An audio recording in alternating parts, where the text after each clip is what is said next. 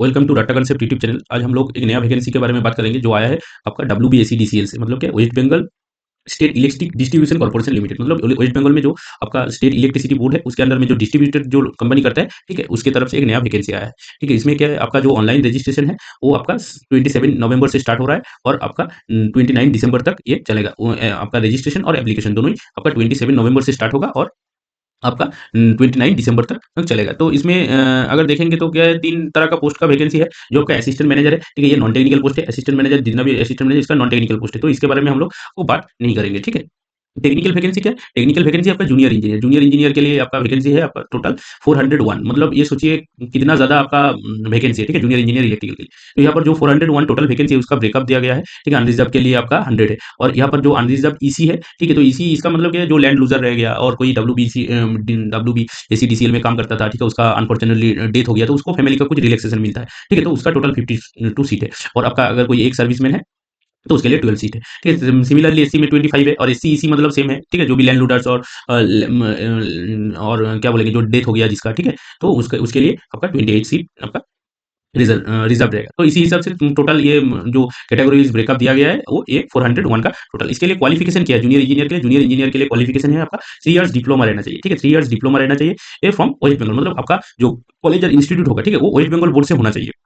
मतलब आपका जो पॉलिटेक्निक या डिप्लोमा कॉलेज है वो वेस्ट बंगाल स्टेट का जो आपका बोर्ड है उसके अंडर में होना चाहिए। बाहर में है तो आप लोग एलिजिबल नहीं है, ठीक है। नेक्स्ट क्या है, आपका जो सैलरी है ये कितना मिलेगा? 36,800, ठीक है। ये है आपका मतलब बेसिक। इसके ऊपर आपको लगभग ये मान पकड़ के चलिए आपको 50,000 रुपया, ठीक है, हर महीना मिलेगा, ठीक है। कैंडिडेट, अच्छा, यहाँ पर कैंडिडेट ऑनगोइंग, मतलब जो लोग अभी फाइनल सेमेस्टर में है, ठीक है, जो मतलब जो डिप्लोमा कर रहे हैं, जो 6 सेम में है, ठीक है, वो भी ये फॉर्म का भर सकते हैं। वो मतलब जो लोग 6 सेम में है, फाइनल ईयर में है, उसी लोग भी इस फॉर्म के लिए एलिजिबल है। लेकिन क्या, आपका जो इंटरव्यू होगा, ठीक है, तब आपको ये फाइनल मार्कशीट और सर्टिफिकेट लेके जाना पड़ेगा, ठीक है।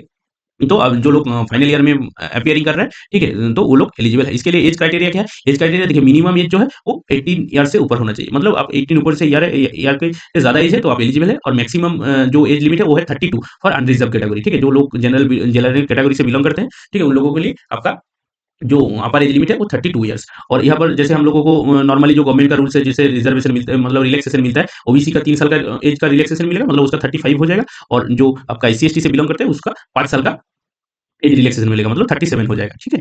तो यहाँ पर और क्या है, यहाँ पर, हाँ, यहाँ पर देखिए लोअर एज लिमिट, मतलब ये बात किया गया 18 साल से ऊपर होना चाहिए। और यहाँ पर ये बोला गया है 32 से, मतलब ये क्या है, अपर एज लिमिट वन आफ्टर, मतलब ये इसको आप 1993 से बाद, उसके बाद आपको डेट ऑफ बर्थ होना चाहिए, ठीक है। 1993 से पहले अगर आपका डेट ऑफ बर्थ है तो आप एलिजिबल नहीं है for unreserve category. SC ST के लिए आपका 18 सॉरी 1988, ठीक है। मतलब क्या है, यहाँ पर 32 ईयर, यहाँ पर 35 ईयर्स, ठीक, सॉरी यहाँ पर 37 ईयर्स है ना। तो मतलब कि 32 से यही जो 32 इयर्स प्लस 3 ईयर और 5 इयर्स आपका एससी एसटी के लिए, इसका ही ब्रेकअप यहाँ से आपका डेट ऑफ बर्थ के हिसाब से दिया हुआ है, ठीक है, और कुछ डिटेल्स यहाँ पर नहीं है।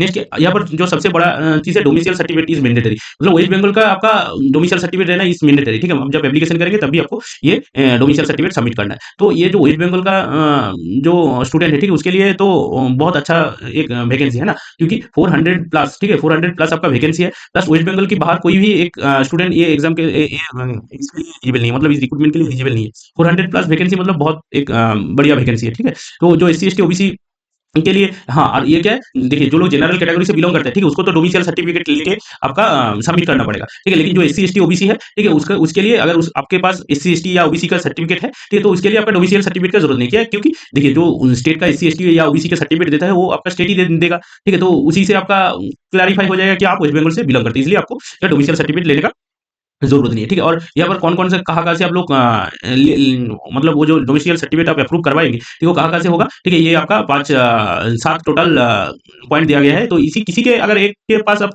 वो एक से आप सर्टिफिकेट ले लेंगे तो आप एलिजिबल है, ठीक है। नॉर्मली हम लोग क्या करते हैं, ये बीडीओ और एसडीओ से ही लेते हैं ना। तो यहाँ पर और भी बहुत सारा ऑप्शन है, एसपी से भी ले सकता है, ठीक है। एडिशनल एसपी से भी ले सकता है, ठीक है, मतलब एएसपी से भी ले सकते हैं, डीएम से ले सकते हैं, ठीक है। एडिशनल आपका डिस्ट्रिक्ट मजिस्ट्रेट से ले सकते हैं, ठीक है, डिप्टी मजिस्टर या डिप्टी कलेक्टर से भी ले सकते हैं। ये बहुत सारा लिस्ट है, ठीक है। तो नॉर्मली हम लोग क्या करते हैं, एसडीओ या बीडीओ से ये नॉर्मली लेते हैं, ठीक है। मतलब वो जो पंचायत लेवल का है वो नहीं चलेगा, ठीक है। पंचायत लेवल से आपको अप्लाई करके या एसडीओ या बीडीओ से आपका डोमिसाइल सर्टिफिकेट निकालना है, ठीक है। नेक्स्ट क्या है, नेक्स्ट अगर देखेंगे तो यहाँ पर क्या है एग्जामिनेशन पैटर्न मतलब सिलेक्शन प्रोसीड्योर क्या है, यहाँ पर 2 स्टेज होगा, ठीक है? एक में तो रिटन टेस्ट होगा, ठीक है? आपके पास रिटन टेस्ट होगा और सीबीटी टेस्ट होगा, ठीक है? जिसमें आपका एमसीक्यू क्वेश्चन रहेगा और सेकंड फेज में आपका इंटरव्यू होगा, ठीक है? पर्सनल आपका इंटरव्यू होगा और जो रिटन टेस्ट में क्वालीफाई इंटरव्यू में कितना कैंडिडेट को क्वालीफाई करेंगे 1:3 मतलब एक वैकेंसी के लिए आपका 3 कैंडिडेट को वो लोग इंटरव्यू में बुलाएगा, ठीक है? एक वैकेंसी में 3 कैंडिडेट को बुलाएगा और यहाँ पर क्या है देखिए बहुत सारा मतलब नॉर्मलाइजिंग मार्क्स होगा। क्यों नॉर्मलाइजिंग क्यों होगा? क्योंकि ये बहुत सारा सेशन में एग्ज़ाम होगा। मतलब एक ही साथ सब एग्ज़ाम नहीं होगा, ठीक है? पार्ट-पार्ट में पार्ट-पार्ट में मतलब क्या है मान लीजिए आज कुछ स्टूडेंट का हो गया तो दूसरा दिन किसी स्टूडेंट का होगा या क्या एक दिन में कोई फर्स्ट हाफ में किसी का हुआ, सेकंड हाफ में किसी का हुआ। तो क्वेश्चन का लेवल अलग हो सकता है। किसी में हार्ड आ जाएगा तो किसी में ईज़ी आ जाएगा इसलिए यहाँ पर नॉर्मलाइजिंग प्रोसेस है, ठीक है? ये नॉर्मलाइजिंग का आपका ये फार्मूला दिया गया है। तो ये इतना अभी आप लोगों को इतना सोचने का ज़रूरत नहीं है, ठीक है? तो यहाँ पर देखिए क्या है एग्ज़ाम एग्ज़ाम क्या होगा? टोटल आपका 90 मिनट्स का क्वेश्चन रहेगा, ठीक है? और जो सीबीटी टेस्ट होगा, ठीक है? जो एमसीक्यू का क्वेश्चन होगा तो वो टोटल 85 मार्क्स का होगा, ठीक है? और आपका 1 एंड हाफ आवर्स आपको टाइम मिलेगा 90 मिनट्स। और जो आपका इंटरव्यू होगा पर्सनल इंटरव्यू वो है 15 मार्क्स का। तो यहाँ पर जो आपका सीबीटी टेस्ट होगा, ठीक है? सीबीटी टेस्ट का यहाँ पर ब्रेकअप है मतलब कितना-कितना नंबर डोमेन नॉलेज मतलब कि आप इलेक्ट्रिकल से बिलॉन्ग करते हैं, तो आपका डिप्लोमा लेवल में जो इलेक्ट्रिकल का आपका इलेक्ट्रिकल मतलब टेक्निकल इलेक्ट्रिकल से ये आपका क्वेश्चन रहेगा 50 ठीक है? और इंग्लिश क्या 5 नंबर का इंग्लिश रहेगा, इंग्लिश लैंग्वेज से 5 नंबर रहेगा, इलेक्ट्रिकल टेक्निकल से 50 क्वांटिटेटिव एप्टीट्यूड मतलब मैथ रहेगा, रीजनिंग रहेगा, यहाँ से आपका 10 मार्क्स रहेगा, ठीक है? और आपका कंप्यूटर से एमएस ऑफिस से 10 नंबर रहेगा। और आपका यहाँ पर यहाँ हाँ, बंगाली लैंग्वेज से आपका 10 नंबर रहेगा, ठीक है? ये मतलब ईज़ी आता है, ठीक है? जैसे अभी डब्ल्यूबीपीडीसीएल का भी एग्ज़ाम हुआ था, वहाँ पर तो ये मैंडेटरी नहीं था क्या वेस्ट बंगाल से बिलॉन्ग करना है, ठीक है? लेकिन वो मैंडेटरी था क्या बंगाली में क्वेश्चन आएगा, ठीक है? 10 नंबर, तो वहाँ से आपको 4 नंबर लेके ही आना है, ठीक है? लेकिन जो लोग बंगाल से बिलॉन्ग करते हैं वेस्ट बंगाल से, उसके लिए एकदम ईज़ी-ईज़ी क्वेश्चन रहता है, तो इसके लिए आप मतलब इतना ज़रूरत नहीं है। एक तो पैराग्राफ ही दे देता है, तो वहाँ से क्वेश्चन पूछ लेता है, ठीक है? तो मतलब इसके लिए प्रिपरेशन लेने का इतना खास ज़रूरत नहीं है, ये तभी हम ले सकते हैं, ठीक है? तो जो वेस्ट बंगाल से बिलॉन्ग करता है, ठीक है? मतलब जो लोग बैठेंगे तो ये 4 मार्क्स आपको आसानी से मिल जाएगा, ठीक है? तो यहाँ पर क्या है, यहाँ पर देखिए पार्ट वाइज़ जो क्वालिफिकेशन मार्क्स है वो भी है, जो पार्ट वाइज़ क्वालिफिकेशन मार्क्स क्या है, मतलब जो डोमेन नॉलेज है, मतलब क्या है, आपका इलेक्ट्रिकल से टेक्निकल से जो क्वेश्चन आएगा, 50 क्वेश्चन रहेगा, उसमें आपको 20 नंबर लेके ही आना है, ठीक है? और आपका बंगाली से 4 नंबर लेके ही आना है, ठीक है? बाकी आपका ये इसमें पार्ट वाइज़ मतलब कैटेगरी पार्ट वाइज़ इस आपका क्वालिफिकेशन मार्क्स नहीं है, लेकिन पार्ट वाइज़ दोनों में है, एक आपका टेक्निकल में और एक है बंगाली या नेपाली लैंग्वेज में, ठीक है? ये चूज़ कर लेगा जे आप किस में एग्ज़ाम जब एप्लीकेशन करेंगे या बंगाली में ये आपका ये जो 10 क्वेश्चन रहेगा ये बंगाली में आएगा या नेपाली में आएगा, ठीक है? दोनों में एक अगर दोनों के लिए एलिजिबल है। आप जब फॉर्म फिल अप करेंगे तो क्या बोलते हैं, जो लोग वेस्ट बंगाल से बिलॉन्ग करते हैं तो वो बंगाली वहाँ पर टिक करना है, ठीक है? तो आपका क्वेश्चन जो एग्ज़ाम पेपर में आएगा वो बंगाली में आएगा। ठीक है, नेक्स्ट क्या है? ड्यूरेशन कितना ये ऑलरेडी हम लोग बात कर लिया कि 1 आवर 30 मिनट्स का आपका क्या ड्यूरेशन टाइम रहेगा और टोटल 85 आपका क्वेश्चन रहेगा। एक मार्क्स से लेके ये टोटल मार्क्स 85 है और नंबर क्वेश्चन भी ये आपका 85 रहेगा, ठीक है? तो यहाँ पर क्या देखिए हाँ, जो आपका बंगाली लैंग्वेज में रहेगा ये वो बंगाली में ही क्वेश्चन रहेगा लेकिन नॉर्मली बाकी जो क्वेश्चन रहेगा सब इंग्लिश में रहेगा, है ना? तो ऑब्जेक्टिव टाइप क्वेश्चन रहेगा, ईच क्वेश्चन मार्क्स 1 मतलब 85 क्वेश्चन रहेगा, 85 आपका मार्क्स है और अगर हर रॉन्ग आंसर के लिए आपको 0.3 थ्री आपका है नेगेटिव मार्किंग रहेगा, ठीक है? तो ये नेगेटिव मार्किंग बहुत ही मायने रखते हैं इसी जिसमें है ये वाला एग्ज़ाम में, तो नेगेटिव जितना भी कम कर सकते हैं उतना ही अच्छा है, ठीक है? तो यहाँ पर हम लोगों ने बोल दिया क्या डेट है क्या 27 नवंबर से आपका 29 आपका दिसंबर तक ये फॉर्म चलेगा, ठीक है? और यहाँ पर मुझे बिफोर अप्लाइंग कि कौन-कौन सा डॉक्यूमेंट का ज़रूरत है? आपका फोटोग्राफ, सिग्नेचर ये तो हर फॉर्म फिल अप में ज़रूरत है। अदर डोमिसाइल सर्टिफिकेट मतलब जो जनरल कैटेगरी से बिलॉन्ग करते हैं, उसको डोमिसाइल सर्टिफिकेट बहुत इंपॉर्टेंट है। लेकिन जो लोग कास्ट सर्टिफिकेट जिसके पास है, ठीक है? मतलब जो एससी, एसटी, ओबीसी से बिलॉन्ग करता है, ठीक है? वो अगर कास्ट सर्टिफिकेट दे देगा तो उसके लिए डोमिसाइल सर्टिफिकेट का ज़रूरत नहीं है, ठीक है? यहाँ पर डिटेल्स देखिए, यहाँ पर एक चीज़ रहना देखना पड़ेगा, ये डब्ल्यूबीपीडीसीएल कुछ दिन पहले ये वेस्ट बंगाल का पावर जो डेवलपमेंट अथॉरिटी था, वहाँ से आपका रिक्रूटमेंट आया था, तो वहाँ से बहुत सारा आपका क्या बोलेंगे कैंडिडेट का फॉर्म कैंसल कर दिया गया है, ठीक है? 2 बार कैंसल किया है, एक बार भी नहीं 2 बार। पहले तो एक एग्ज़ाम के पहले कुछ कैंसल कर दिया था, एग्ज़ाम के बाद भी देखा गया है कुछ कैंसलेशन कर दिया है। तो बहुत मतलब अच्छे से आपको जो भी चीज़ आपको क्या बोलते हैं डाउट में आएगा वो यहाँ पर ये नोटिफ़िकेशन में एक हेल्पलाइन नंबर है और ईमेल आईडी भी है, ठीक है? हेल्पलाइन नंबर पे फ़ोन कीजिए, फिर कन्फर्म हो जाइए, उसके बाद आप फॉर्म फिल अप कीजिए क्योंकि इसी ये 400 वैकेंसी है, ठीक है? ये हर बार नहीं आता है, ठीक है? 400 प्लस वैकेंसी ये हर बार नहीं आएगा।